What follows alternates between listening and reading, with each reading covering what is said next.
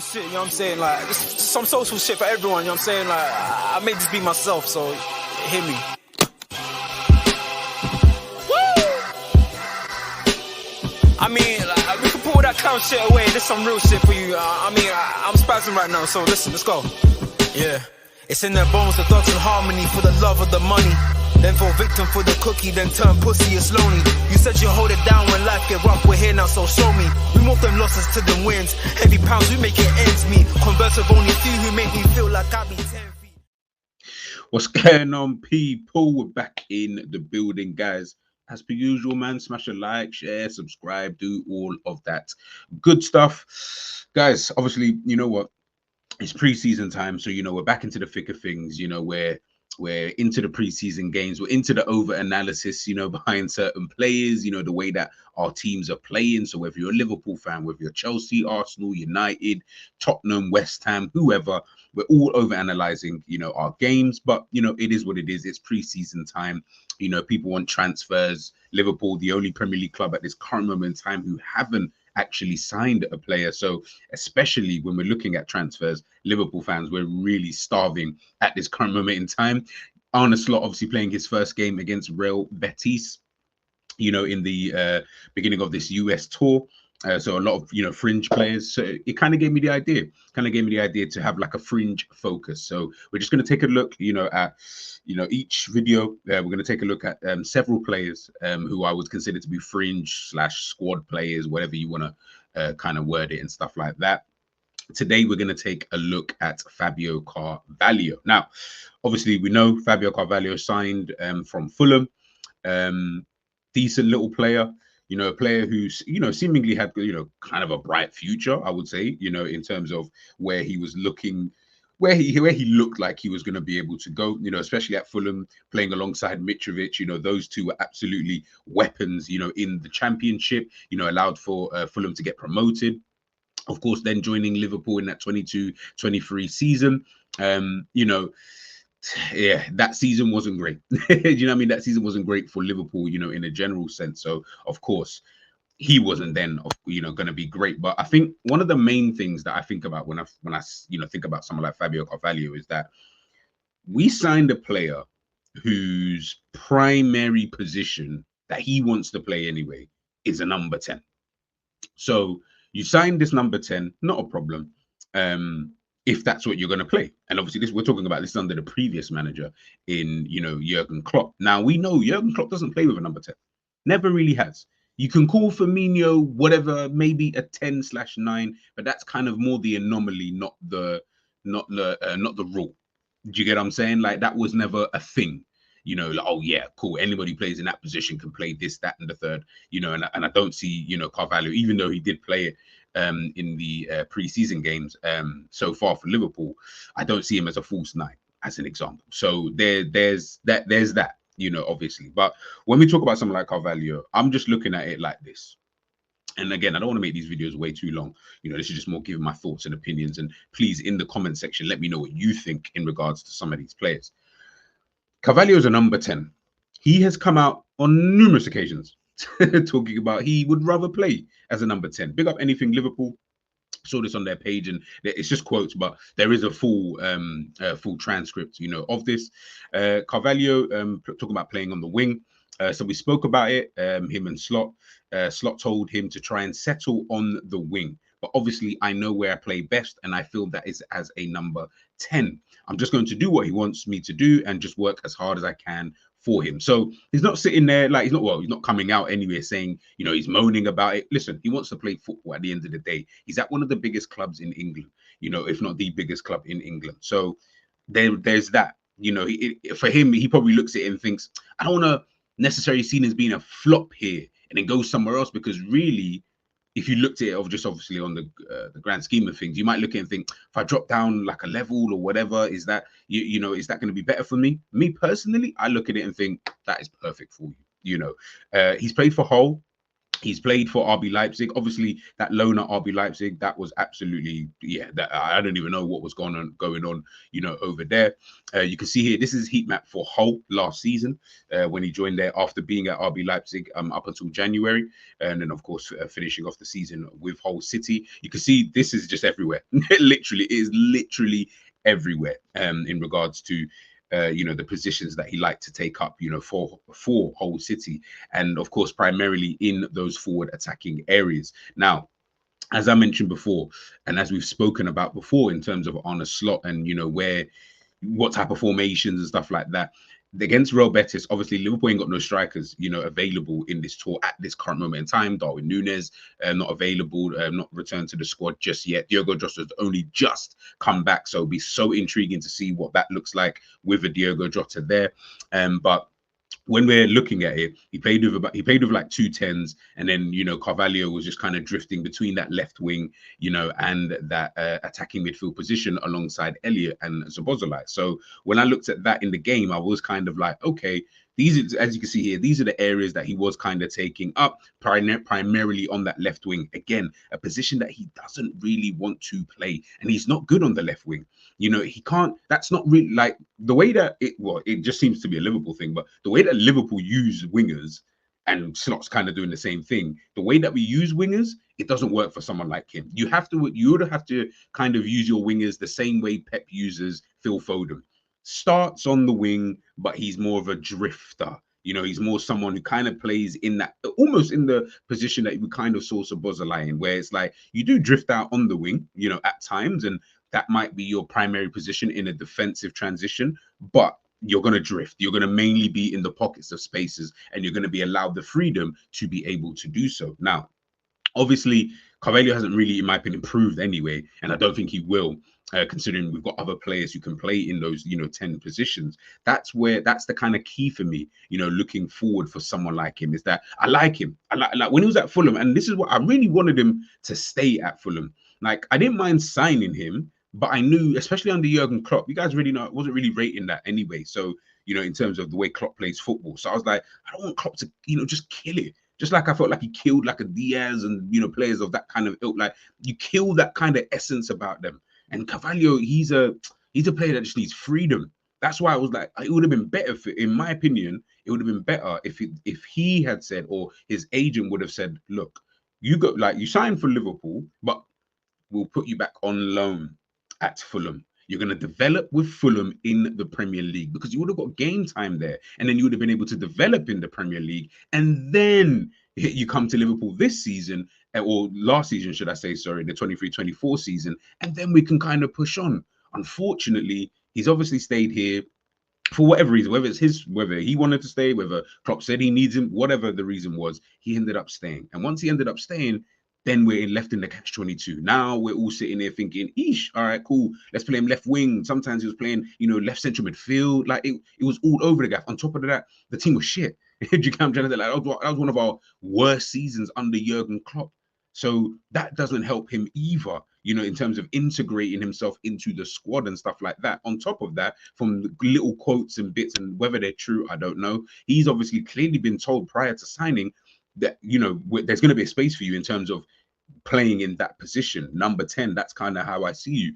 Obviously, the season didn't pan out like that. So I could kind of see. Now, again, I don't know, and I'm not saying that any of this is true or anything like that, but I can understand why there will be friction between him and Klopp, if there was any friction. But to me, there can only be friction, because the reality is you signed me to play in a position I don't play. I don't get it. And then Slot, like I say, it's only the first game of pre-season. Players are still not available in this tour. So maybe when they come back, Carvalho can play in that number 10. But guess what? First person he puts out there in that left wing position happens to be Carvalho. He did play in that false 9 position, against Preston in the behind closed door friendly. But you saw what it was like in a proper friendly. I say proper friendly, like there's any difference. But you know what I mean? Like, in this kind of environment, so to speak, where we're going to really see, things being ramped up a bit, where he's put certain players in certain positions, he's put him over there. Now, that might just be just because, in terms of maybe he's telling him, listen, look, you can kind of drift in a little bit, but primarily I need you in that, almost in that left wing, but like / potentially slotting into, that attacking midfield, left attacking midfield, whatever the hell that's even called these days. You know, that kind of position, a position that you'd play if you was playing like a 4-2-2-2 kind of thing, you know, because he'd be one of the other twos, right? So it was a little bit like that, but listen, primarily, as you can see here, he was mainly in, you know, those kind of areas there. It was only really every now and again would he be, you know, cutting in, you know, on his right foot, either to take a shot or, you know, to lay the pass off. And obviously, like I said, he's not a false nine. He's not someone. He's not good enough to play in that position for Liverpool anyway. In terms of, you know, just his football IQ, I just don't think it's there yet to play that kind of position at Liverpool. I'm not saying he can't do that anywhere else, just at Liverpool, I just don't see that, you know, and I think that's always going to be an issue for someone like Fabio Carvalho. And I think when I'm looking at him, the face of it, I'll be honest, I just look at it and think, I don't have nothing against Carvalho. I rate the guy. Did you get what I'm trying to say? I rate the young bull. Like, I feel, you know what, Carvalho, if you were able, like, you just need to, some people I just think make the right moves, you know, at times, like you don't need, he's 21 years of age. I feel like you don't need to be trying to jump the gun too fast. Like some players, I just feel like you need to be a bit more clever, you know, with certain things. And especially, cool, even if you do join a team like Liverpool and you don't get the game time or whatever, and you can see that whether someone's lied to you, whether, you know, it's just not really working out because you don't really fit the system, that's cool. Now we need to start keeping it dipset. And for me personally, I understand Liverpool fans are like, yeah, we got this guy, we got so many players that we're going to talk about in this little kind of series here. But everyone's like, yeah, this player and that player, he should play, you know, he can play this amount of minutes and that amount of minutes. Guys, like, we need to understand. One, this isn't Jurgen Klopp. I'm not saying Slot that isn't going to be someone who's going to use youngsters. Of course, he's going to use youngsters because that's all we seem to have. A lot of these 21-year-olds. But guys, are we really relying on the 21-year-olds being our depth? Like, I feel like we're too trigger happy in saying, yeah, but we've got this guy in the under, like he's 21 and he's 19 and he's 18, but he's 17 and he's 23. Guys, we've got way too many young players, in my personal opinion, in this squad, and 98% of them, barring Bradley and Kwanzaa, are not even of the kind of level, to be honest with you. And let's keep it a buck. Bradley and Kwanzaa only really, maybe not Kwanzaa so much. Bradley only comes into the team because of a Trent injury. If Trent never got injured, we wouldn't even see that. We wouldn't even know who Bradley is.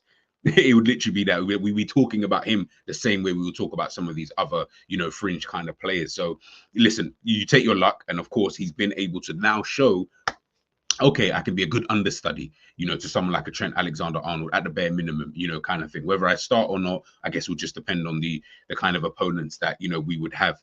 If we didn't have any injury problems with like a Matip and a Kanate, Kwanzaa, again, wouldn't see the light of day. Like, if that's what if that's what the players are banking on and what we as fans are banking on, then fairs. Okay, let's just wait to see if there's another area on the pitch, like left back area as an example. If Robertson keeps getting injured, if Tsimikas starts getting injured, then we're going to need Owen Beck, for example, to kind of pop up. But when we're looking at this area specifically, when we're talking about someone like Fabio Carvalho, for me, I'm just like, I get it, guys. We want the academy player. Well, he's not academy player. He's not ours anyway. But we want our young players to be able to thrive. And, you know, we've got to do things a different way, the Liverpool way and all that kind of BS. Yeah, I hear all of that. But guess what? You see, that kind of stuff is the reason why you'll continue not winning things. And guess what? There's always going to be an excuse. There's always going to be, oh, but this team is able to spend money. You see how I see it anyway. Again, just my own personal opinion. Someone like Carvalho, you sell. You sell, and you sell immediately. They will be interested in a player like him. And it's not even just to say, oh, you know, the fact that it just didn't really work out. That happens. I feel like Liverpool, we always feel like we have to get everything correct. Like, it has to be 100%. Yeah, we have to get every single signing. Bro, football don't work like that. It's literally impossible for every transfer that you make to work out. It is impossible. It's never happened in the history of football. And I promise you, it never will happen because it can't happen. Unfortunately, it's just football, sport is just one of those things. You can't predict what certain things are going to happen. No one predicted Wigan would beat Manchester City in the FA Cup final. Do you know what I mean? No one predicted Liverpool to come back in the 2005 Champions League final. You can't predict these things. So no one predicted Leicester to win the Premier League. Like, you cannot predict these kind of things. So from when you can't do that, you can't then say, yeah, like almost try and have this 100% success rate. Yes, I know you want to try and make the success rate a bit higher, but I don't feel like that should be your primary goal. And I know, obviously, the way that our football club, the way our owners work and stuff like that, I get it. That's just how the way it is, you know, in terms of sell, buy, and all of that kind of stuff. But if that is the kind of model that you are, you know, trying to partake in or have partaked in, you know, in recent windows, Fabio Carvalho literally is the perfect player that you sell. You sell for whatever the price. I don't really care at this point. Whatever you're going to sell him for, you're going to get profit. But you make whatever your maximum profit that you feel you can make from a player like this. It then frees up a space within the team, within the squad, and also the key thing, it allows for you to then, if you want to bring someone in, whether in his position or in another position, you can kind of do that now, because one, you've got one less space within the squad, but also you've got the money coming in, whether that's 25, 30 million, whatever the case may be. Whatever it is, you've now got that. I just feel like we're so like intent on like, have to keep this guy, have to keep this guy, have to keep the guy. And I get it. Slots coming in, he's to assess the squad and all of that kind of stuff. I mean, I hear it. Do you know what I mean? I do genuinely hear it, like in terms of him assessing the squad and stuff like that. But the reality is, I feel like there's, to me, you can't be that good of a manager if there's certain players that you just know, okay, you need to kick rocks. Like, I get it, new manager and stuff like that, and it has happened where maybe someone who wasn't in favor with the previous manager potentially here, fair enough. But then I don't feel like Carvalho is one of those. Like, I feel like maybe you could say that for other players, but I don't feel like Carvalho is one of those kind of players, if I'm being totally honest with you. And that's not me trying to crash it on him. That's not me trying to be disrespectful. Like I said, I rate the kid. I just think that development-wise, you saw went to RB Leipzig, he wasn't good enough to get in over Javi Simmons, unfortunately. That's when you're coming up against someone who's of the same position as you, but higher quality. You see what happens? You can't really cut the mustard there. All right, no worries. Guess what? We come back, you go back out on loan to Hull City. That's the level. But you didn't really develop too much in the championship because that was the level that you was previously playing at. So you needed to either develop there or stay at Fulham, who went up to into the Premier League, and then develop from there. Unfortunately, he didn't do that. Me personally, I would love for him to go back to Fulham, you know, this summer. And I just saw Ryan Sessegnon did it. I can't see why you can't do it. Just for a season. You just need a season under your belt in the Premier League, at least, because then we can see, okay, because if, for example, you go out on loan anywhere, it doesn't really matter, but wherever you go and you play in the position that you want to play and you kill it, bro, there is no left wing when you come back. Now you're telling the gaffer, number 10 or sell me. Simple. Now all the cards are in, like the ball is in your court now. You can kick up a fuss, transfer request, whatever. And guess what? I will back you on that. I'll back any football player who puts in a transfer request if I feel it is a valid reason enough for you to do so, whether that's you've been lied to or whatever. But obviously, I won't back you if you're just being a prick about it. But in this kind of case, I would back him 100%, and I'll say he's 100% right and Liverpool 100% wrong. In this kind of situation, you're trying to play him in a position that he doesn't play in. You're trying to play him in a role that he doesn't do. You've seen the role that he can do. You've seen the position that he can play. Play him there. If you don't want to do that, no problem. No one's forcing you to do anything. But guess what? Sell the guy then. Why are you keeping him here? And that's exactly the situation I feel like we've got with someone like a Fabio Carvalho. Is if you're not going to play him in that position, I'll just sell the guy. You don't have to keep everyone, guys. We're not gonna have a class of '92 situation. I promise you. It's not. We ain't got enough players for that kind of situation popping. I promise you. We actually fully don't. So let's stop trying to think that that's where we're going, and let's start thinking. And this is more the club, not fans, because who are we? But the club, please, like, just start looking at some of these players. Obviously, maybe by the end of the tour, it might change. And I don't know. Obviously, I'm doing this video now. I don't know by the end of August, think all these guys might go. And I'll be very, very happy about that. Because I'll say, now I feel like we're thinking like a big club. Now I feel like, okay, we're actually doing things what a big club would do. You get rid of all the deadwood, all the fringe kind of players, you know, and then you bring in the quality. And then even if the squad is a little bit smaller than maybe you would like, now guess what? You've got your first team players, you've got your bench players, and then you've got your good youngsters. Whether that's a Trey, whether that's a Bajcetic, whoever, you've got your good youngsters, ones who are not looking to necessarily play first team for Liverpool right now, because they shouldn't be. No, like, I don't think they should be, because they're not that good of that kind of level. But guess what? They're at least in and around the squad. Put them in potentially in a game here, 10 minutes at the end of a game there, 10 minutes at the end of a game here.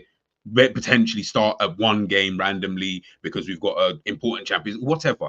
But then you can dot these guys in and around. Don't have to play many games. It might be less than 10 games they play for the first team. Might predominantly play in the under 21s. I've got no problem with that. because then the next season, guess what? Depending on who's impressed and who you think should still stay in and around the squad, guess what? You're putting that guy out on loan because then they would have just turned 18. Some of them just turned 17, but Trey Noni, for example, he just turns 18. Now you go out on loan. Now you've had one season where you understand what the manager's asking for you. You've been able to grow and develop, understand the tactics behind, what the manager requires from you. You understand the Premier League a little bit better. You understand what it takes to play in the Premier League. Now go and play some football. You might even want to do that from January as an example, but you go and play some football. I just think Carvalho isn't in any of those kind of slots at this current moment in time, just because of the position that he wants to play. So now I'm like, so what do we do now with someone like Carvalho? Do we just keep him? Do you just keep him in and around and then he can play? I feel like he's someone at this time, at this 21 years of age, he's thinking, I kind of need to play football. And if I ain't playing football, I need to keep it moving. Because if I'm not keeping it moving, I'm just standing in space. He turns 22 at the end of August. Turns 22 at the end of August. Like I say, man, I think for me personally, I'd sell Fabio Carvalho. Let me know what you think in the comment section, in regards to that. Would you sell him? Would you keep him? Loan him? Kind of thing. Like, let me know. Like, do you still want to give him a chance? Like, there's so many different avenues that we can go down with someone like Fabio Carvalho, and I do find it interesting. And he's a quite precarious one. We've spoken about him quite a lot, beforehand. So again, let me know in the comment section what you guys think in regards to that. I'm G. That's Fringe Focus done and dusted. I'll catch you on the other side.